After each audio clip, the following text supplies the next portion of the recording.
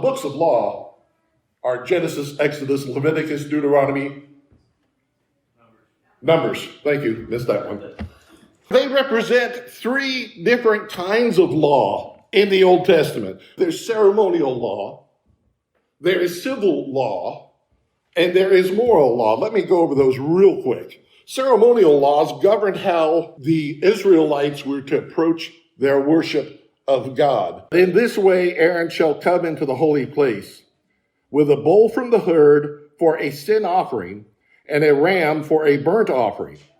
He shall put on the holy linen coat, and shall have the linen undergarment on his body, and he shall tie the linen sash around his waist and wear the linen turban. Aren't you glad that we're not under that old law anymore? When Jesus came and shed his perfect blood on the cross, he took away the need. We can now go before the Lord with confidence, not in our own righteousness and cleanliness, but in his cleanliness, his righteousness that he has imparted to us through his sacrifice, praise God. This is the reason that we are able now to approach the Lord. You remember that when Christ died on the cross, when he gave up the ghost, one of the things that happened was that veil that stood between the holy place and the most holy place. The most holy place being the place where the Spirit of God dwelt under the old law. That veil was ripped in two, from the top to the bottom, from God's angle to ours. And we were given admission before the Lord. When we go before the throne of God, we do, in a spiritual sense, go into the Holy of Holies.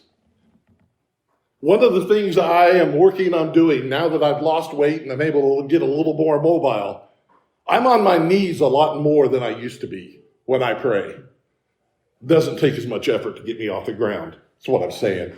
But I am humbling myself before the Lord when I come before him, because it is such an almighty, unbelievable gift that we can go through Christ's blood without the need of the ceremonial laws, right directly to the throne of grace.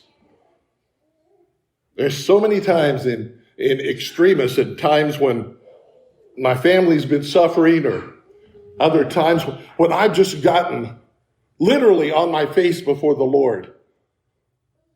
And I can do that because I don't have to go through the ceremonial laws and have a priest stand between me and God anymore. Those laws are bypassed. In fact, by the way, let me just say that if you are one of those who wants to think, well, we really need to continue to do those ceremonial things that are mentioned in the Old Testament. No. Jesus took care of that on the cross. And if we were to try to apply those same rules to our lives now, we would be negating the sacrifice and saying it wasn't worth it for him to go to the cross.